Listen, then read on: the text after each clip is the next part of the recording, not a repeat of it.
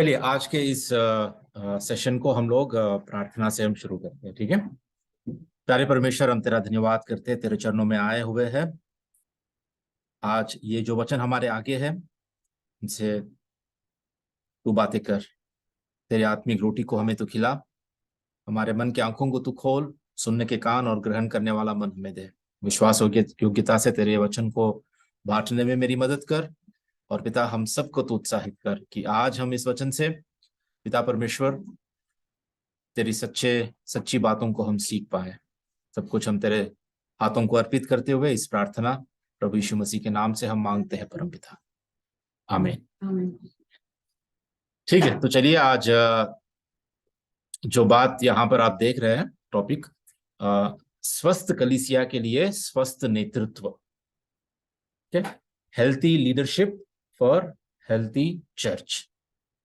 इसका आज पहला भाग हम देखेंगे, आने वाले हफ्ते में दूसरा भाग देखेंगे। ठीक है। तो आज का जो पद हम पहले पत्रस से जो हम अध्ययन कर रहे हैं, 5वें अध्याय में हम लोग आ पहुंचे हैं। ठीक है। 5वें अध्याय में हम लोग आ पहुंचे हैं। पहले पत्रस का 5वां अध्याय वचन 1 से 4। ठीक है। वचन 1 से 4 हम देखेंगे। वचन क्या कहता है पहले हम पढ़ लेंगे यहां पर। ठीक है।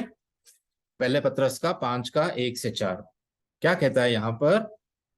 तुम में जो प्राचीन है, मैं उनके समान प्राचीन और मसीह के दुखों का गवाह और प्रकट होने वाली महिमा में सहभागी होकर उन्हें यह समझाता हूं। किसको समझा रहा है यहां पर पत्रस? प्राचीन। ठीक है।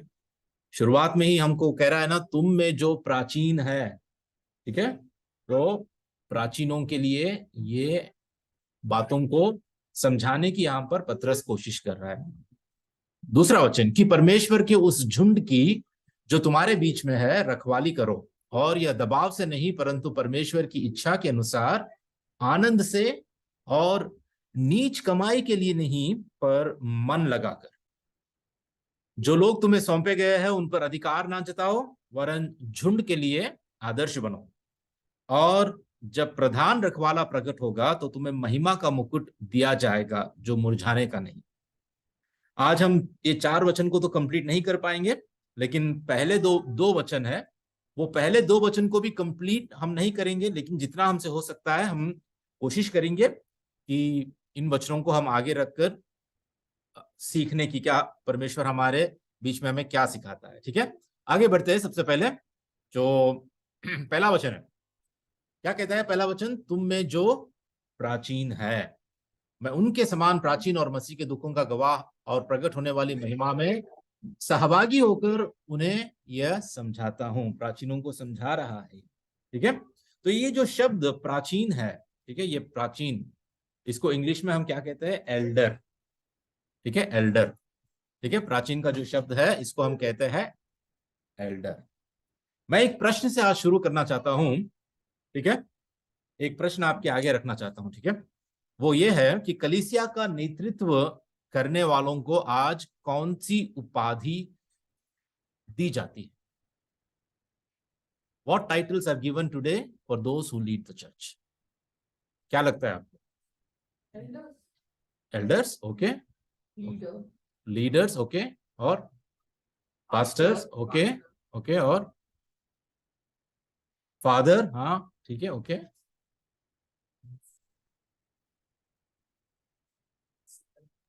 प्रीचर।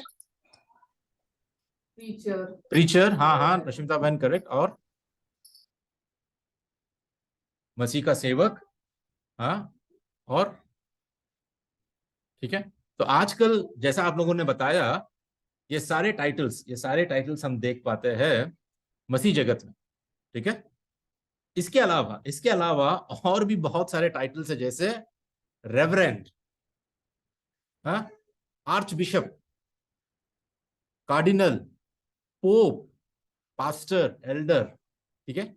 ये जो ऊपर वाले हैं ये सब जो 3 और 4 कार्डिनल, पोप, ये सारे ये कैथोलिक चर्चेस में हम देख पाते हैं, क्योंकि उनके हायरार्की में, उनके लीडरशिप में ये सारे रोल्स होते हैं, ये सारे पद, टाइटल्स उनको दिए जाते हैं। ठीक है। सबसे बड़ा होता है पोप। ठीक है, पोप के बिशप नीचे। भी एक है, बिशप, बिशप जी बोलते जी हैं। जी, हाँ, बिशप और आर्च बिशप, ये भी जो है ये भी टाइटल्स दिए जाते हैं। ठीक है, तो कलीसिया का नेतृत्व करने वालों को आज भिन्न भिन्न टाइटल्स, भिन्न भिन्न उपाधियों को या शीर्षक को दिया जाता है। ठीक है, परंतु बाइबल क्या कहती, बाइबल में कौन सा टाइटल दिया गया है? चर्च का जो नेतृत्व करते हैं, कलीसिया का जो नेतृत्व करते हैं, जो लीडर्स होते हैं, उनके लिए क्या टाइटल दिया गया है? ठीक है, मैं आपको बताना चाहता हूं क्योंकि ये हमारे लिए बहुत जरूरी है। ये वचन जो पतरस यहाँ पे लिख रहा है, ये प्राचीनों के लिए लिख रहा है। ठीक है, तुम में जो प्राचीन है, ठीक है, प्राचीनों के लिए लिख रहा है। तो शास्त्रों के अनुसार, शास्त्रों से हम उदाहरण देखते हैं सबसे पहले, और उनसे मिलेतुस से इफुसुस में कहला भेजा और कलीसिया के प्राचीनों को बुलवाया। प्रेरितों के काम का 20 का 17 में यहां पर पौलुस, ठीक है, पौलुस इन प्राचीनों को, कलीसिया के प्राचीनों को बुलवाया। ठीक है, अपने पास बुलवाया। तो ठीक है, तो क्या कह रहा है यहां पर? प्राचीन, ठीक है, प्राचीनों को। और दूसरा वचन विष्णु पढ़ो, ये क्या है? इसलिए अपनी और पूरे झुंड की देख रेख करो, इसमें पवित्र आत्मा ने तुम्हें अध्यक्ष ठहराया है कि तुम परमेश्वर की कलीसिया की रखवाली करो, जिससे उसने अपने लहू से मोल लिया है। हाँ, प्रेरितों के काम का 20 का 28 में ये कह रहा है कि अब अध्यक्ष, ठीक है, क्या कह रहा है? जिसमें पवित्र आत्मा ने तुम्हें अध्यक्ष ठहराया है। ठीक है, ये दूसरी बात है। ठीक है, तीसरी वचन में तीतुस का 1 का 5 से 7, मैं इसलिए तुझे क्रेत में छोड़ आया था कि तू शेष रही हुई बातों को सुधारे और मेरी आज्ञा के अनुसार नगर नगर प्राचीनों को नियुक्त करे, जो निर्दोष और एक ही पत्नी का पति हो, जिनके बच्चे विश्वासी हो और जिन पर लुचपन और निरंकुशता का दोष नहीं, क्योंकि अध्यक्ष को परमेश्वर का भंडारी होने के कारण निर्दोष होना चाहिए। तो यहां पर दो बातों को इस्तेमाल कर रहा है पौलुस। ठीक है, तीतुस को लिखते हुए दो बातों को, पहले नगर नगर में प्राचीनों को नियुक्त करे, है ना, प्राचीन का शब्द का इस्तेमाल कर रहा है, और फिर कह रहा है कि क्योंकि अध्यक्ष को, मतलब प्राचीन को ही फिर कह रहा है अध्यक्ष कह रहा है ना, समझ में आ रही बात आपको? ठीक है, अध्यक्ष का इस्तेमाल कर रहा है। ठीक है, उसके बाद इस वचन को हम देखते हैं, धर्मेंद्र पढ़ो।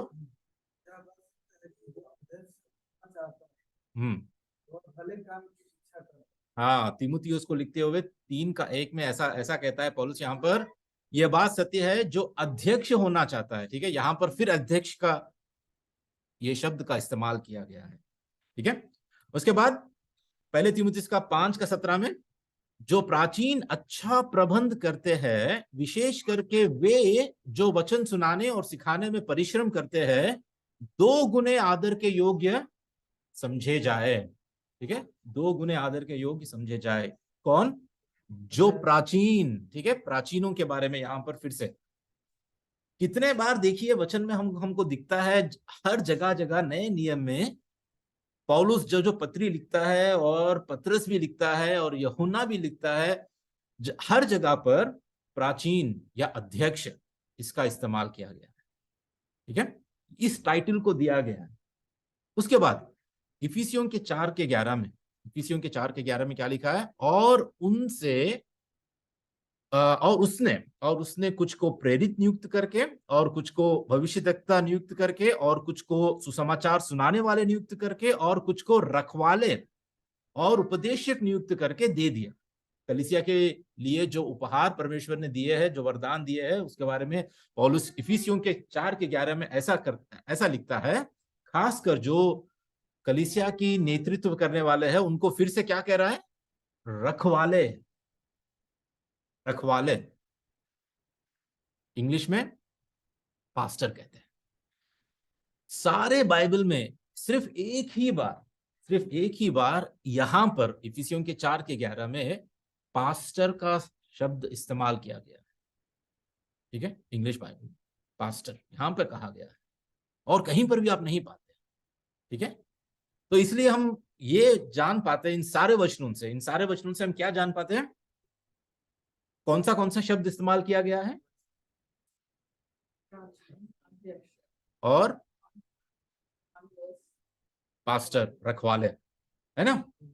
ठीक है, तीन तीन नामों को या तीन शब्दों को बारी बारी से इस्तेमाल किया गया है। लेकिन ये क्या भिन्न भिन्न लोगों के लिए इस्तेमाल किया गया, क्या अलग अलग लोगों के लिए इस्तेमाल किया गया, सेम एग्जैक्टली एक ही व्यक्ति के लिए, एक ही वर्ग के लोगों के लिए, है ना, कोई अलग अलग लोगों के लिए इस्तेमाल नहीं किया गया है। ठीक है, तो बात यह है, प्राचीन मतलब इंग्लिश में हम एल्डर भी कहते हैं या प्रेस्बिटर भी कहते हैं। ठीक है, और अध्यक्ष को इंग्लिश में हम कहते हैं ओवरसीयर या बिशप। ठीक है, और फिर रखवाला हो या चरवाहा हो या पासवान हो, जिसको हम इंग्लिश में कहते हैं शेपर्ड या पास्टर। ठीक है, तो ये सारी बातें बोलने का ये अर्थ है कि एक ही व्यक्ति, एक ही कार्यालय, it is one office, okay, the same office, और एक ही चरवाहे के काम के लिए अलग अलग उपाधियां लागू होती है। Same titles are used interchangeably. ठीक है, एक ही व्यक्ति के लिए और एक ही काम, इनका काम एक ही है, अध्यक्ष का काम, प्राचीन का काम, या पास्टर का काम, या पासवान का काम, या ओवरसीयर या बिशप या एल्डर, जो भी कहो, इन सभी का काम एक ही है, इन सभी का फंक्शन एक ही है, इन सभी का ऑफिस एक ही है, जिसमें ये चरवाहे के काम के लिए इनका अलग अलग उपाधियां इनको दी गई है। ठीक है, क्लियर है ना। तो अभी इस बात पर जोर देना महत्वपूर्ण है कि प्राचीन, अध्यक्ष और रखवाला जैसे शब्द कार्यात्मक शब्द है। These are all representing the function, इनके काम को दर्शाता है, इनके कामों को दर्शाता है, और कभी भी औपचारिक उपाधियों के रूप में सेवा करने का इरादा नहीं रखते हैं। मतलब this are not honorific titles, कोई किसी के मान सम्मान के लिए बहुत बड़े व्यक्ति है ये लोग, ऐसा इनको पहचानने के लिए इन उपाधियों का इस्तेमाल नहीं किया गया है कहीं पर भी। ठीक है, सिर्फ ये इनके कार्य को, ये जो कार्य करते हैं कलीसिया में या परमेश्वर की सेविका में, मिनिस्ट्री में, इनका जो कार्य करने का जो काम है, उसको दर्शाते हुए ही ये टाइटल इनको दिया गया है। ठीक है, दूसरे शब्दों में ये शब्दावली किसी के कार्य का कार्यनात्मक है, वर्णनात्मक है। ठीक है, वे एक कलीसिया के अगुआ के कार्य को चित्रित करने में मदद करते हैं। कलीसिया में जो एक लीडर है, एक अगुआ है जो काम करता है, उसको चित्रित करता है ये जो शब्द है, जैसे प्राचीन हो गया, अध्यक्ष हो गया, रखवाला, चरवाहा, पासवान, पास्टर, जो भी कहेंगे, सिर्फ उसके काम को ही ये दर्शाता है, चित्रित करता है। बल्कि ये कोई बड़े सम्मान की जैसा एक लोगों में, जैसे कि बहुत बड़े प्रेसिडेंट, प्राइम मिनिस्टर या और कोई मिनिस्टर के जैसे ऑनरिफिक टाइटल्स जो होते हैं ना, सम्मान जनित जो शीर्षक होते हैं, उसको नहीं, बाइबल में ऐसा कहीं पर भी लिखा नहीं है। और ये भी आत्मिक परिपक्वता को भी दर्शाता है। जैसे अगर कोई प्राचीन कहते हैं तो spiritually they are more mature. ठीक है, ऐसे लोगों को भी ये टाइटल दिया जाता है। लेकिन बात हमें यह समझना बहुत जरूरी है यहां पर कि हमारे बीच, ठीक है, कलीसिया के बीच में भी, ठीक है, कलीसिया के बीच में भी, आदि कलीसिया में भी जो वचन हमें सिखाता है, अगर हम एक बात को गौर करें तो हर कोई जो भी प्राचीन है उनको भाई के जैसा बुलाते थे। ठीक है, भाई पौलुस, भाई यूहन्ना, भाई पतरस। ठीक है, कलीसिया के बीच में भले ही वो प्राचीन है, भले ही वो प्रेरित है, ठीक है, फिर भी उनको क्या बुलाया गया है कलीसिया के बीच में, परिवार के बीच में उनको क्या बुलाया गया है? भाई और बहन की तरह उनको बुलाया गया है। ठीक है, जैसा कि उदाहरण के लिए आज शिल्पा बहन है, क्या शिल्पा बहन के घर में कोई कोई साक्ष उनको डॉक्टर शिल्पा कह के बुलाता है क्या हमेशा? क्या उनका पति हमेशा उनको कहता है डॉक्टर शिल्पा आइए आप यहाँ पर? या सिंह भाई इंजीनियर है, क्या उनके बच्चे इंजीनियर इंजीनियर डैडी या इंजीनियर सिंह ऐसा कह के बुलाते हैं क्या उनको? नहीं बुलाते हैं ना। अब विष्णु वेल्डिंग करता है, वेल्डर विष्णु बोलते हैं क्या? है? फिटर धर्मेंद्र बोलते हैं क्या? है? नहीं ना। हमारे बीच में हम लोग एक परिवार में भाई बहन की जो बात होती है हम उसी का इस्तेमाल करते हैं। भाई कहते हैं, भाई धर्मेंद्र, ठीक है, बहन रश्मिता, भाई नाइजल, भाई विनय। हम हमारा जो काम है, जो हम हमारी जो वृत्ति है, हम हमारा जो प्रोफेशन है या हमारा जो फंक्शन है, हम उसका नाम हम नहीं लेते हैं परिवार में। ये बाहर लोगों के लिए वर्तित होता है, बाहर लोगों के लिए ठीक है। बाहर लोग हमारी पहचान को कैसे बनाते हैं? जो हम काम करते हैं उससे हम बनाते हैं, है ना। जो काम हम करते हैं उसी से हमारी पहचान होती है। लेकिन परिवार में, ठीक है, हमारे यहाँ कोई भी किसी को एल्डर पास्टर ऐसा कह के बुलाने की कलीसिया के अंदर जरूरत नहीं है। बाहर वाले बुलाते हैं तो कोई प्रॉब्लम नहीं, ठीक है, इसमें कोई प्रॉब्लम नहीं। कोई अगर पास्टर भी कहते हैं या एल्डर भी कहते हैं, वो बाहर वालों के लिए। लेकिन ये कोई एक, मेरा कहने का मतलब ये है कि ये कोई एक सम्मान जनित उपाधि नहीं है, ठीक है। ये टाइटल्स जो जिनको दिया गया है, ये कोई बड़े सम्मान की बात नहीं है। ये सिर्फ वो जो कार्य कर रहे हैं सेविकाई में, कलीसिया के बीच में, वो जो कार्य कर रहे हैं, सिर्फ वो कार्य के लिए ही इसको इस्तेमाल किया गया है। ठीक है, बात समझ में आई? क्लियर है? ठीक है, तो हमेशा याद रखना चाहिए, हमेशा हमें याद रखना चाहिए कि बाइबल क्या कहती है, बाइबल में कौन से उपाधियों को इस्तेमाल किया गया है। और आज के दिन कलीसिया के बीच में हम सारे लोग चाहे वो एल्डर भी क्यों ना हो, चाहे वो पासवान भी क्यों ना हो, एक दूसरे के बीच हम लोग भाई बहनी हैं। ठीक है, हम सब मसीह में भाई बहन हैं, उसके परिवार में हैं, उसके संतान हैं, तो हम सभी भाई बहन हैं।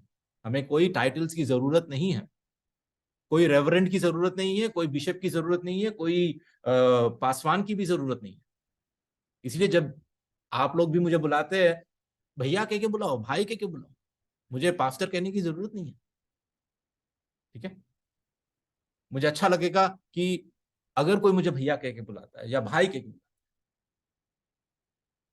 ठीक है। और कोई गलत बात नहीं है, कोई गलत बात नहीं है कि कोई अगर किसी को पास्टर जी कह रहा है या अध्यक्ष कह रहा है या प्राचीन कह रहा है या एल्डर कह रहा है, इसमें कोई गलत बात नहीं है। लेकिन जब परिवार की बात आती है, कलीसिया एक संगति की बात आती है, तो हम एक दूसरे को भाई बहन की तरह ही हम लोग बुलाना, एड्रेस करना, ये हमारे लिए बहुत अच्छी बात है। इसमें कोई कोई ऊंचा, पास्टर थोड़ा ऊंचा, एक विश्वासी थोड़ा नीचे, ऐसा होना नहीं चाहिए, है ना। जब हम पास्टर को अलग कर देते हैं ना, पास्टर कोई परमेश्वर के आगे उनका कोई बड़ा स्थान है और एक विश्वासी का उन परमेश्वर के आगे एक छोटा सा स्थान है, ऐसा कोई भेदभाव नहीं होना चाहिए। हम सब समान है परमेश्वर के आगे, हम सब परमेश्वर की दुल्हन है। क्या पास्टर परमेश्वर की दुल्हन दुल्हन नहीं है? या मसीह की दुल्हन नहीं है? मसीह की कलीसिया नहीं है? हम सब परमेश्वर या प्रभु की हम दुल्हन है, पास्टर के साथ मिलकर। भले ही अगुवा करने वाले या ये जो प्राचीन है, जो अध्यक्ष है, इनको परमेश्वर ने इस काम के लिए बुलाया है, उनका आदर हमें करना है, उनका सम्मान करना है, बिल्कुल। लेकिन हमें एक बात याद रखना है कि ये जो लोग हमारे समान है, और आगे चल के मैं बताऊंगा कि जो दूसरे भाग में कि किस रीति से पतरस हमें कहता है कि ये रखवाली करना है, ये काम करना है। ठीक है, वहां पर हम बाद में जाएंगे, लेकिन आगे बढ़ते हैं। ठीक है, आगे बढ़ते हैं। यही वचन में ऐसा कहता है कि मैं उनके समान प्राचीन और मसीह के दुखों का गवाह और प्रकट होने वाली महिमा में सहभागी होकर उन्हें यह समझाता हूं। तो क्या कह रहा है यहां पर? मसीह के दुखों का गवाह और प्रकट होने वाली महिमा में सहभागी। अपने आप को ये कह रहा है कि मैं मसीह के दुखों का गवाह हूं। मैं, हो सकता है कि मसीह जो दुख उठाए हैं उस बात कर रहा है, उसी बात को यहां पर रख रहा है कि मैं मसीह के दुखों को मैंने देखा है, या मसीह जैसा दुख झेला, दुख होगा, मैं भी उसी तरह दुखों को मैंने भी सहा। ठीक है, वो बात कहते हुए मसीह के दुखों का गवाह और प्रकट होने वाली महिमा में सहभागी। तो यहां पर पिछली बार हमने देखा था, क्या देखा था? हमारी परीक्षाएं अभी है, हमारे दुख अभी है और महिमा बाद में। जैसा जैसा पतरस कहता है, दुख अब है, दुखों का गवाह है वो, लेकिन बाद में होने वाली महिमा में वो सहभागी है। हमें अब दुख होंगे, हमें अभी दुखों को सहना पड़ेगा, हमें अभी परीक्षाओं का सामना करना पड़ेगा, लेकिन बाद में महिमा है महिमा परमेश्वर के राज्य में वहां पर। लेकिन जो अविश्वासियां हैं, अविश्वासी जो है, अविश्वासियों के पास उनकी महिमा अभी है और उनके कष्ट बाद में। उनके लिए अभी है, उनके लिए स्वर्ग ये धरती ही है, उनके लिए स्वर्ग यहीं पर है और यहीं पर उनका जो कुछ है उनकी महिमा है, और बाद में कष्ट है अगर वो प्रभु के पास कभी नहीं आते। ठीक है, तो उसके बाद कहता है कि उन्हें यह समझाता हूं। ठीक है, बात यह है कि पतरस प्यार से कह रहा है कि मैं उनको समझाता हूं, ये नहीं कह रहा है कि मैं उनको आदेश दे रहा हूं। ठीक है, ये नहीं कह रहा है कि मैं उनको आज्ञा दे रहा हूं, ये नहीं कह रहा है कि मैं उनको कुछ जबरदस्ती कर रहा हूं, क्योंकि पतरस चाहता है कि जो भी ये काम करे, ठीक है, जो भी नेतृत्व करे, वो दबाव में नहीं परंतु अपना मन लगाकर करे। इसलिए कह रहा है कि मैं उन्हें समझाता हूं, मैं उन्हें आदेश नहीं परंतु मैं समझा रहा हूं। और क्या समझा रहा है, यह बात जरूरी है। क्या समझाने की कोशिश कर रहा है? इंग्लिश में exhort, I am exhorting. What is he exhorting about? वो क्या समझाता है, क्या समझाने की कोशिश कर रहा है? ठीक है, ये बात हमारे लिए जरूरी है। ठीक है, हम देखते हैं दूसरे वचन में क्या कह रहा है कि परमेश्वर के उस झुंड की जो तुम्हारे बीच में है रखवाली करो। परमेश्वर के उस झुंड की जो तुम्हारे बीच में है रखवाली करो। तो ये सबसे पहली बात है। सबसे पहली बात यह है कि परमेश्वर के उस झुंड की, किस झुंड की? किसकी झुंड है ये? परमेश्वर की। पास्टर की झुंड है? हाँ, पासवान की झुंड है ये। लेकिन आजकल क्या होता है पता है? हर कोई, ठीक है, जितने भी विश्वासियों को, जितने भी भेड़ों को अपने पास इकट्ठा करता है, वो चरवाहा, वो पास्टर, वो पासवान, क्या कहता है? ये मेरी झुंड है ना, ये मेरी झुंड है ना साक्ष? ऐसा कहता है कि ये मेरे लोग हैं, ये मेरी भेड़ हैं, मैं इनको कैसे जाने दूं, है ना? लेकिन परमेश्वर का वचन क्या कहता है? परमेश्वर की झुंड प्राथमिक रूप से हर कोई, ठीक है, हम में से हर कोई, हर एक, हम सब परमेश्वर की झुंड है। पास्टर का कोई अधिकार नहीं है, पास्टर ये नहीं कह सकता है कि, या कोई भी अध्यक्ष ये नहीं कह सकता है कि ये मेरी झुंड है, ये मेरे लोग हैं, मैंने कमाए हैं या मैंने इनको खरीदा है। बिल्कुल नहीं। वचन वचन क्या कहता है? देखो वचन, प्रेरितों के काम का 20 का 28। धर्मेंद्र पढ़ो एक बार। हम्म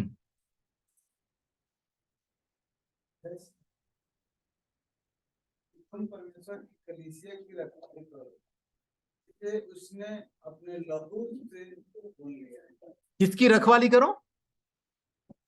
किसकी कलीसिया? हाँ, बात ये बात जरूरी है कि परमेश्वर की कलीसिया। क्या वहां पे लिखा है अध्यक्ष की कलीसिया, प्राचीन की कलीसिया? एक पास्टर की कलीसिया नहीं, परमेश्वर की कलीसिया की रखवाली करो, जिससे किसने खरीदा? अपना लहू से मोल लिया है। प्रभु ने, मसीह ने लहू से उसको खरीदा है।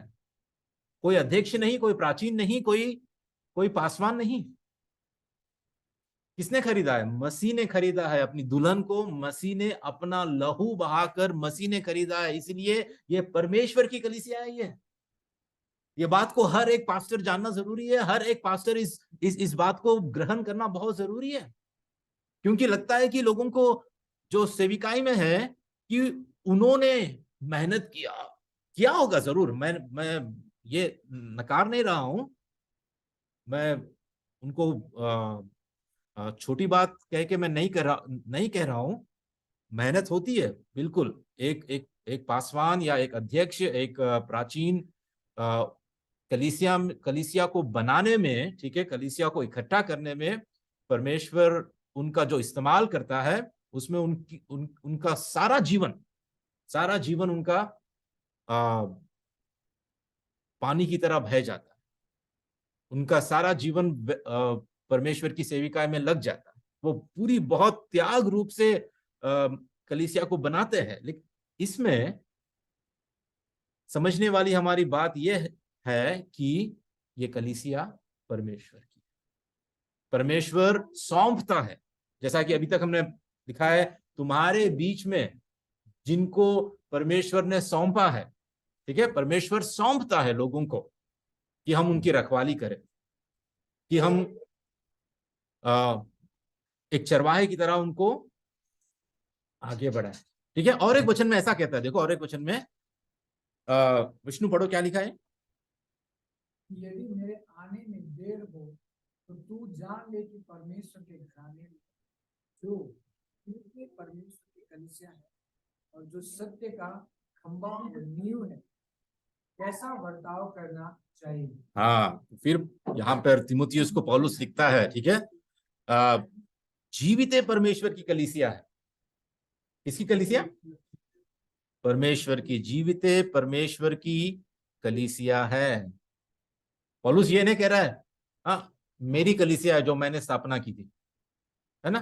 पौलुस की कलीसिया नहीं कह रहा है, पत्रस की कलीसिया नहीं कह रहा है, या तिमुथियुस की कलीसिया नहीं कह रहा है। परमेश्वर की कलीसिया, परमेश्वर की कलीसिया।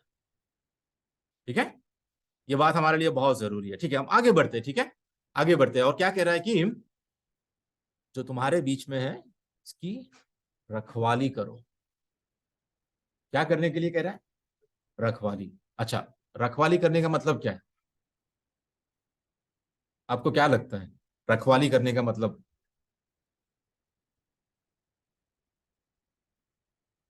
ठीक है, आत्मिक उन्नति में उसकी सहायता करो, मदद करो। और क्या लगता है? ऑनलाइन में जो है वो भी आप बता सकते हैं, कोई बात नहीं। रखवाली करने का मतलब क्या है? जो भी चीज क्या है, हाँ उसका रखवाली हाँ, तो उसका मतलब क्या है? रखवाली का मतलब क्या है?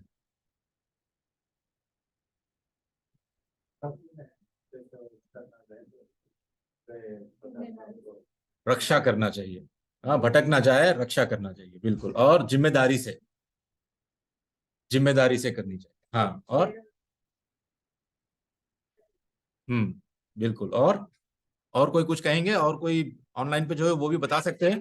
रखवाली का मतलब क्या है? आपको क्या लगता है?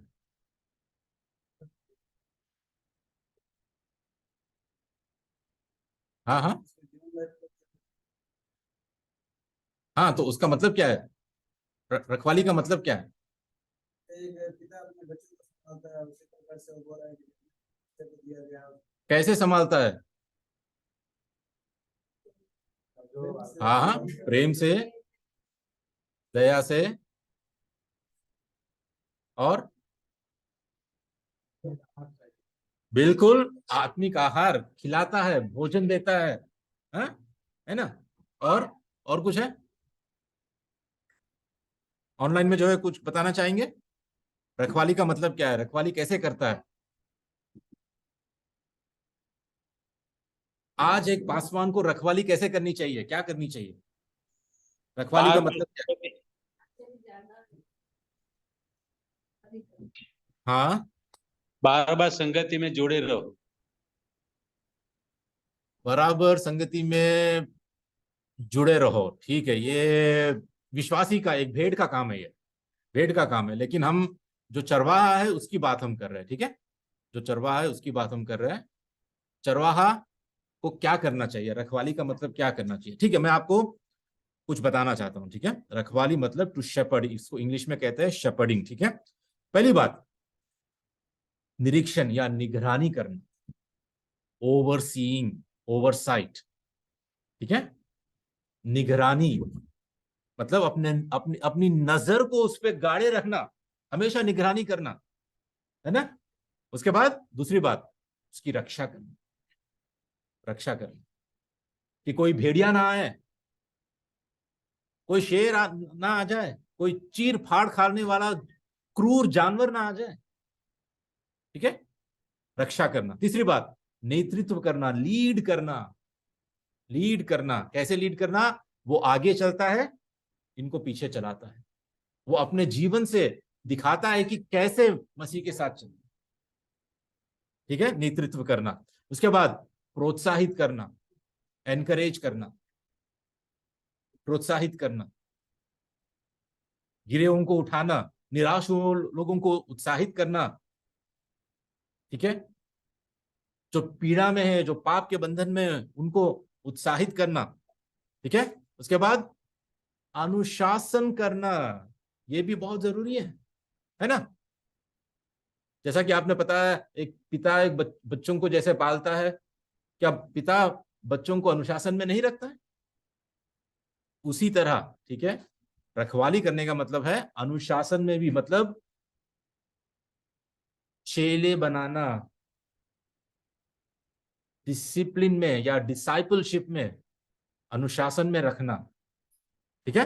उसके बाद रखवाली करना, रखवाली करना मतलब गार्डिंग देम, उनको, उनके लिए जो भी आत्मिक जरूरतें हैं, जहां वो परमेश्वर के वचन के द्वारा सुरक्षित अपने आत्मिक जीवन में बढ़ पाते हैं, उस रीति से झूठे शिक्षकों या झूठे प्रचारकों या झूठी शिक्षाओं से उनकी रखवाली करना,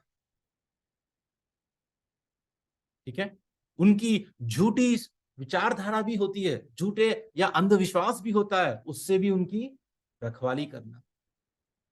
उसके बाद उनका मार्गदर्शन करना, किस रास्ते पे भेड़ को जाना चाहिए, कौन सा रास्ता गलत है। अगर एक भेड़ भटक रही है, गलत रास्ते पे जा रही है, तो कैसे उसको सही रास्ते पे लेकर आना है, उसका मार्गदर्शन करना, ठीक है। और अंत में उसको चराना या उसको खिलाना, फीडिंग, ठीक है। अगर आत्मिक भोजन सही से एक चरवाहा नहीं खिलाता है अपनी भेड़ों को, तो वो भूखे मर जाएंगे, है ना। या गलत आहार खिलाता है तो वो स्वस्थ नहीं रहेंगे।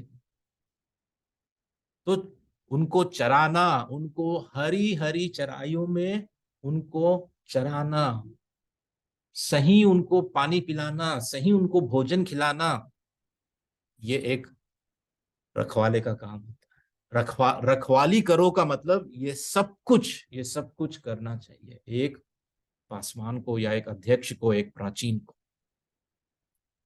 तो पतरस ये कह रहा है, क्योंकि पतरस को जब प्रभु यीशु ने कहा, ठीक है, प्रभु यीशु ने कहा, जब वो सब कुछ छोड़ के ना वापस चला गया अपना मछली पकड़ने, तो प्रभु ने कहा, पतरस क्या इन सबसे ज्यादा तू मुझसे प्रेम करता है? अगर करता है तो मेरी भेड़ों को तू चरा। 3 बार पूछा, 3 बार, क्या पतरस तू मुझसे प्रेम करता है? तो क्या है कि मेरी भेड़ों को खिला, चरा। कि तो पतरस को अच्छी तरह पता है, जब ये बात पतरस कह रहा है रखवाली करो, तो पतरस को अच्छी तरह पता है कि प्रभु यीशु मसीह ने उसके साथ क्या कहा, उन्हीं बातों को यहां पर रख रहा है, रखवाली करो, ठीक है। आगे बढ़ते, आगे बढ़ते। सवाल आपके आगे, क्या कोई भी पासवान बन सकता है? कोई भी इंसान ऐसे ही, जैसे कि हम कहते हैं ना तुक्के में, हाँ। तुम्हें तुम्हें हमारी भाषा शायद समझ में नहीं आएगी, ठीक है, वो आसामी है, ठीक है। ऐसे में ही, ऐसे ही है, अनजाने अनजाने में, ठीक है। हाँ, क्या कोई भी पासवान बन सकता है? पास्टर।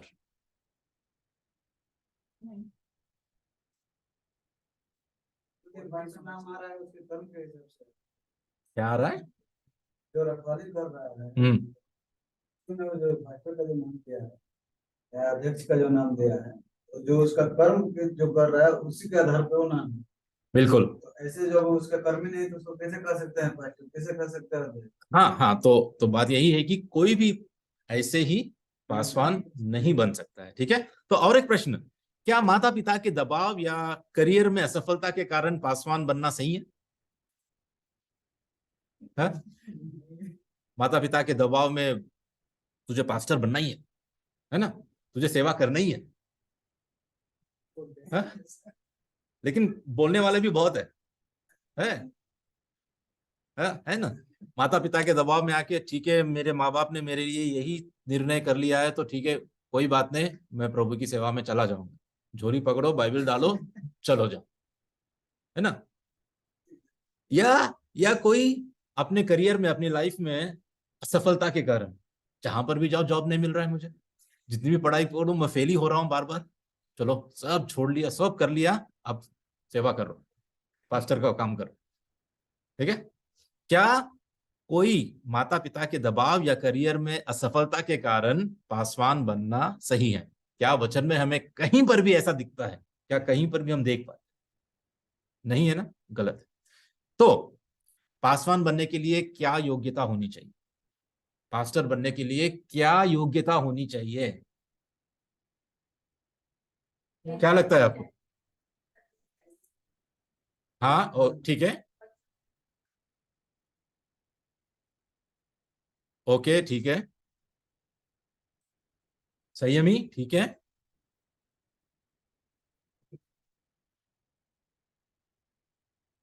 निपुण हो, हाँ, और आंटी आप कुछ बोल रहे थे? बुलाहट, वाह, ईश्वरीय बुलाहट, हाँ, परमेश्वर द्वारा बुलाहट, ओके। और सिंह भाई आप कुछ बोल रहे थे? पवित्रता जीवन। पवित्रता का जीवन, okay okay. Example, example, okay, right right. और ठीक है, और विष्णु अभी वचन देख देख के मत बोलो, ठीक है। मैं वचन में इस दिखाने वाला हूँ, ठीक है। मुझसे पहले अगर तुम बता दो तो फिर मुझसे पहले तुम बता दो, फिर मुझे, फिर यहाँ मेरा कोई काम नहीं रहेगा। देख रहा था कहाँ लिखा है वो। हाँ, अच्छी तरह से जो जानते हैं वो बताइए अभी आप। ठीक है, हाँ हाँ। और ऑनलाइन पे कोई बताना चाहेंगे? ठीक है, पास ऑन बनने के लिए क्या योग्यता होनी चाहिए?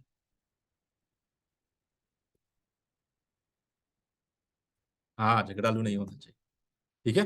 ठीक है, मैं आपके आगे कुछ बातों को रखना चाहता हूं, आप सोचिए कि क्या इसके कारण हम पासवान बन सकते हैं क्या, ठीक है। सबसे पहले, अगर किसी इंसान में बहुत जुनून है, जोश है, ठीक है, वो इतना उत्साह के साथ हमेशा मसीह मसीह मसीह कहता है, हमेशा हालेलुया हालेलुया कहता है, हमेशा जय मसीह की जय मसीह कहता है, हमेशा गीत गाता है, हमेशा वचन पढ़ता है, सुनता है, प्रार्थना करता है, उपवास करता है, बहुत कुछ है उसमें, इतना जुनून है, इतना मसीह के लिए जल रहा है, आग है, ठीक है। क्या ये योग्यता है पासवान बनने के लिए? नहीं, सही जवाब, ठीक है। दूसरी बात, बाइबल कॉलेज की डिग्री, कोई सेमिनरी गया और डिग्री कमाया, ठीक है, वहां पर बहुत मेहनत की, 3-4 साल, और बाइबल कॉलेज में डिग्री कमा लिया, क्या डिग्री कमाने से पासवान बन जाता है? नहीं। तीसरी बात, कुछ प्रशिक्षण, ठीक है, या उसको कुछ ट्रेनिंग दिया गया, कहीं पर उसको कुछ भेजा गया है, या किसी के बीच में या कलीसिया के बीच में ही उसको उसको ट्रेन किया गया है, क्या ट्रेनिंग देने से क्या वो पासवान बन जाएगा? नहीं।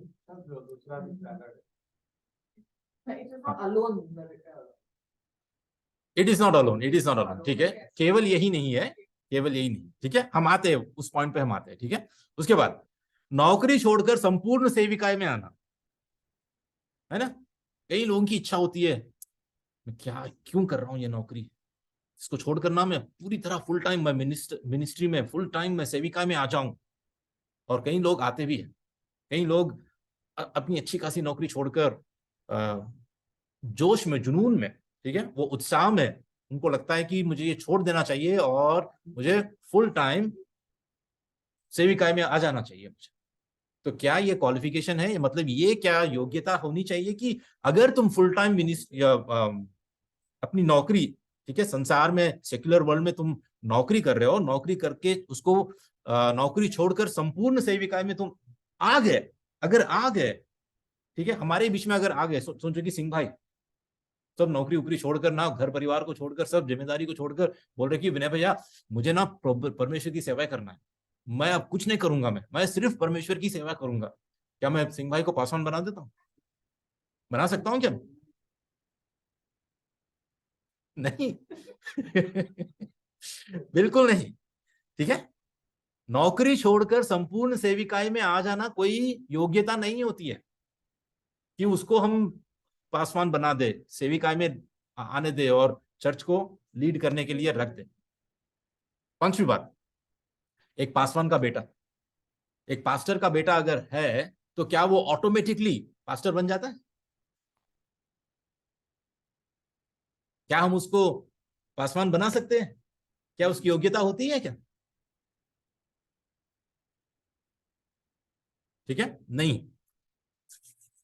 छठवीं बात, कुछ आत्मिक वरदान या प्रतिभा उनके अंदर, सोचो कि कोई आत्मिक वरदान है, परमेश्वर ने कुछ आत्मिक वरदान दिया है, उनकी कोई टैलेंट है, कुछ प्रतिभा है कि वो अच्छा बात कर सकते हैं, जब भी खड़े होते हैं, जब भी गवाही देते हैं या कुछ सुनाते हैं तो अच्छी तरह वो कम्युनिकेट कर पाते हैं, अच्छी तरह वो बातचीत कर पाते हैं, उनके अंदर प्रतिभा है या कोई एक आत्मिक वरदान है, तो क्या उनको हम पासवान बना सकते हैं? नहीं, नहीं।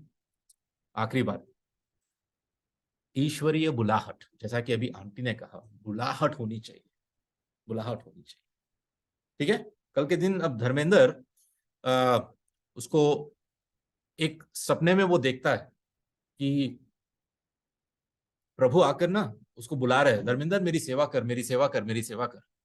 ठीक है, और सुबह उठता है, वो मुझे फोन करता है, भैया मुझे परमेश्वर ने बुलाया है, मैं परमेश्वर की आवाज सुन रहा हूं, मुझे परमेश्वर से बुलाहट है, मुझे ईश्वरीय बुलाहट है, मुझे बुला रहा है वो सेवा करने के लिए। तो क्या मैं धर्मेंद्र को पासवान बना दूं?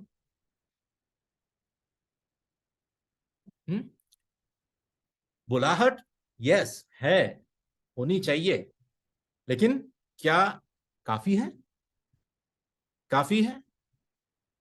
ठीक है, यहां पर जितने भी बातें यहां पर लिखी गई है, ठीक है, आजकल हम कई कलीसियाओं में, कई सेविकाओं में हम देख पाते हैं कि इनमें से कोई ना कोई अगर एक भी अगर है तो पास्टर बना देते। लेकिन क्या वचन ऐसा कहता है? पासवान बनने के लिए क्या योग्यता होनी चाहिए? वचन क्या कहता है? वचन के अनुसार क्या होना चाहिए? ठीक है, देखो, पासवान बनने के लिए क्या करना चाहिए, यह प्रश्न, अगर इस प्रश्न का जवाब अगर हमें देना है तो वचन क्या कहता है, मैं आपको 2-4 वचन बता देता हूं। ठीक है, सबसे पहले तीमुथियुस का 3:1, यह बात सत्य है कि जो अध्यक्ष होना चाहता है तो वह भले काम की इच्छा करता है। सबसे पहले तो वो चाहत होनी चाहिए, है ना? अगर कोई परमेश्वर की सेविकाई करना चाहता है तो ही नीड्स दैट एस्पिरेशन, वो चाहत, वो इच्छा उसके दिल में होनी चाहिए। और वो इच्छा, वो चाहत कहां से आती है? वो परमेश्वर खुद डालता है, परमेश्वर की ओर से ही अध्यक्ष होने की इच्छा परमेश्वर खुद उत्पन्न करता है। और उतना ही नहीं, उतना ही नहीं, ठीक है। दूसरी बात, पत्रस अभी इसी वचन में कहता है, नीच कमाई के लिए नहीं पर मन लगाकर। मन लगाकर मतलब क्या दर्शाता है? विलिंगनेस, कि तुम तैयार हो, तुम इच्छुक हो, तुम्हारी सम्मति को दर्शाता है कि तुम परमेश्वर की सेवा करने के लिए अपने खुद के मन से करने के लिए, किसी के दबाव में नहीं, ठीक है, किसी और उद्देश्य से नहीं, लेकिन खुद अपने ही मन से परमेश्वर की सेवा करने के लिए तुम तैयार हो, जिसमें तुम्हें लगता है कि तुम तुम खुश रह पाओगे।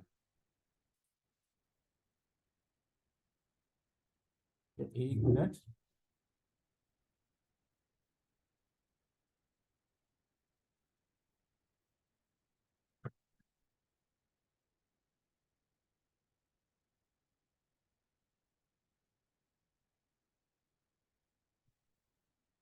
ठीक है। तो नीच कमाई के लिए नहीं, पर मन लगाकर, मतलब इच्छा, सम्मति और चाहत होनी चाहिए। ठीक है, विलिंगनेस, विलिंगनेस। ठीक है, तीसरी बात है प्रेरितों के काम का 20 का 28 में कहता है कि इसलिए अपनी और पूरे झुंड की देखरेख करो जिसमें पवित्र आत्मा ने तुम्हें अध्यक्ष ठहराया है।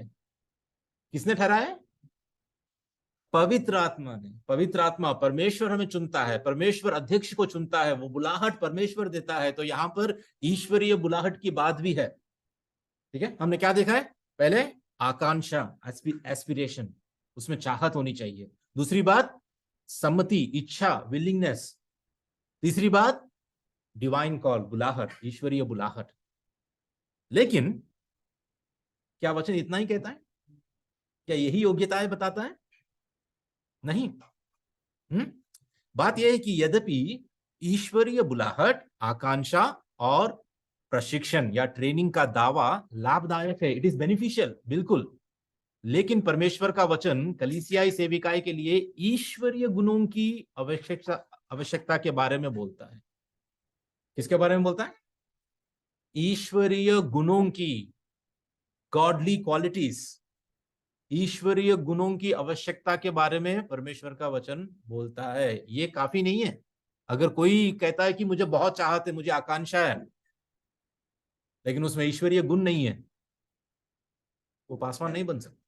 अगर कोई कहता है कि मैं सम्मति हूं, आई एम विलिंग, लेकिन उसके अंदर अगर हम देखते नहीं है, दिखता नहीं है हमें ईश्वरीय गुण, तो वो पासवान नहीं बन सकता। अगर कोई कहता है कि मुझे डिवाइन कॉल या मुझे ईश्वरीय बुलाहट है, परमेश्वर ने मुझे प्रेरित किया है, या परमेश्वर ने मुझे सपने या स्वर से या कैसे भी, बहुत कुछ आज लोग दावा करते हैं कि मुझे परमेश्वर ने बुलाया या कहा है।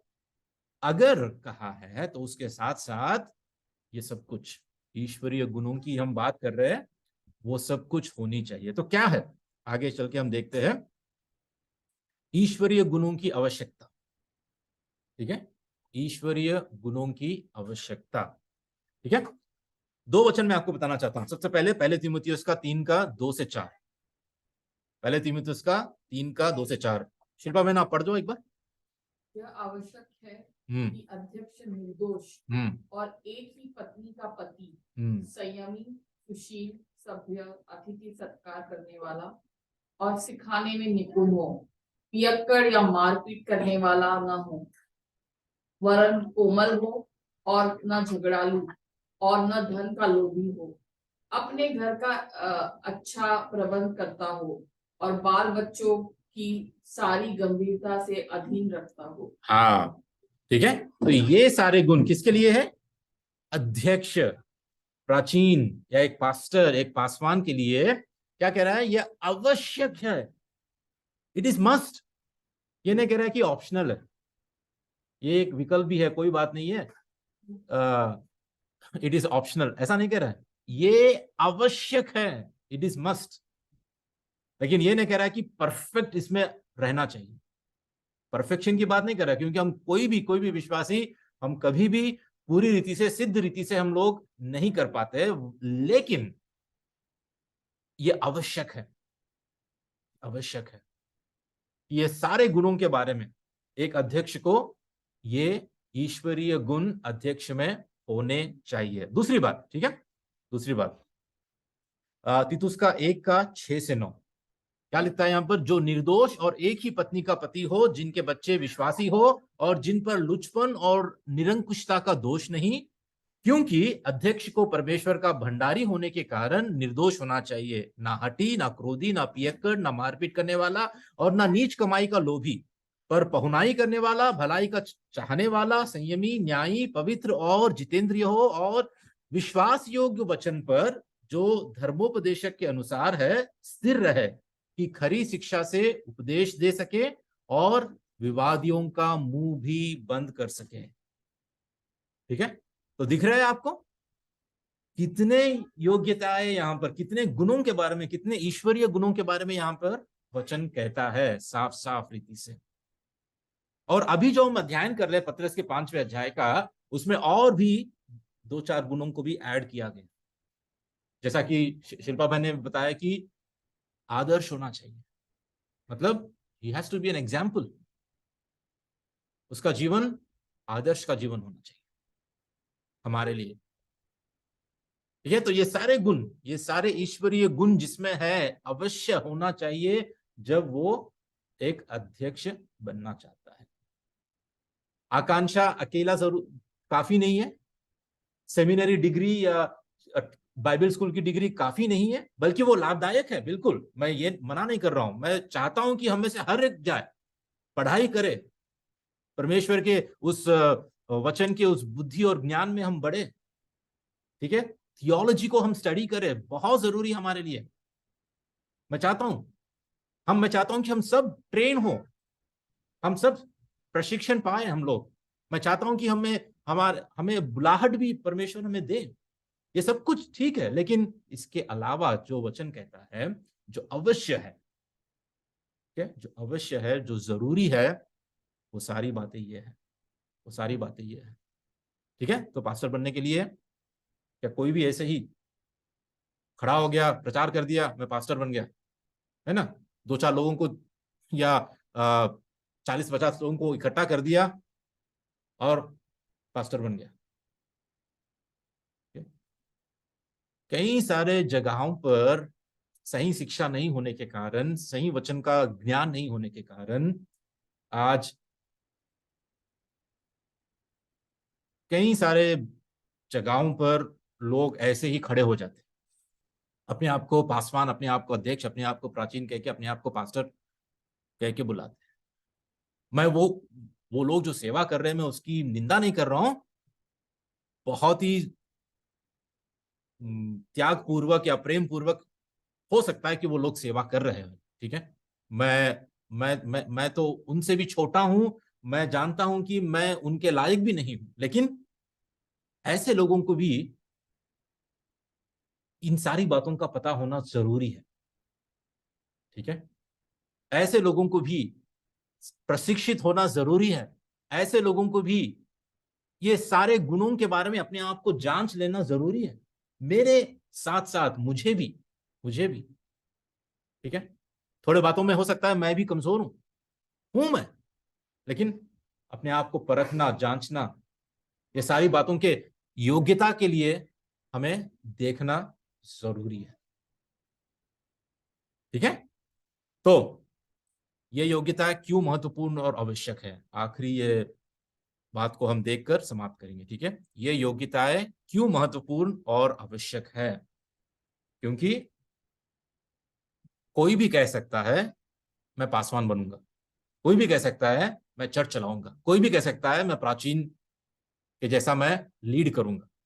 इसलिए जब हम किसी व्यक्ति में इन योग्यताओं को देखते हैं, तभी हमें पता चलता है कि ये योग्यताएं कितने महत्वपूर्ण है और कितने आवश्यक है। क्योंकि इन योग्यताओं की आवश्यकता इसलिए है क्योंकि परमेश्वर की कलीसिया की अगुवाई करना केवल परमेश्वर के वचन की शिक्षा देना नहीं है। हफ्ते में आया, एक बार खड़ा हो गया, प्रचार कर दिया, फिर गायब।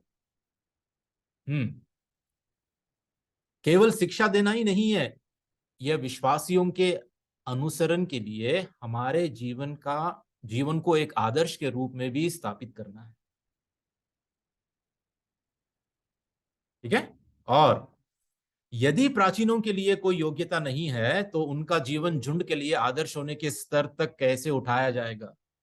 जैसा अभी सिंह भाई ने बताया, अगर कोई स्टैंडर्ड ही नहीं है, कोई स्तर नहीं है, तो कैसे प्राचीनों को हम नियुक्त कर सकते हैं, कैसे अध्यक्ष को हम बना सकते हैं? इसीलिए परमेश्वर का वचन, ठीक है, झुंड के लिए आदर्श होने के स्तर तक उनको उठाता है।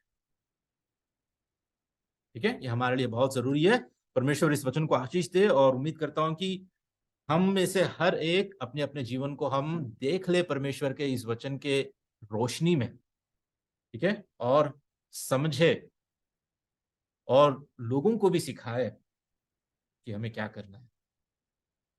ठीक है, आने वाले हफ्ते में हम दूसरा भाग देखेंगे जहां पर और भी बातें एक चरवाहा के लिए जो जरूरी है, जो अभी पतरस बता रहा है दूसरे वचन में, हम उन सभी बातों को हम देखने वाले। ठीक है, प्रार्थना करके हम समाप्त करेंगे। ठीक है।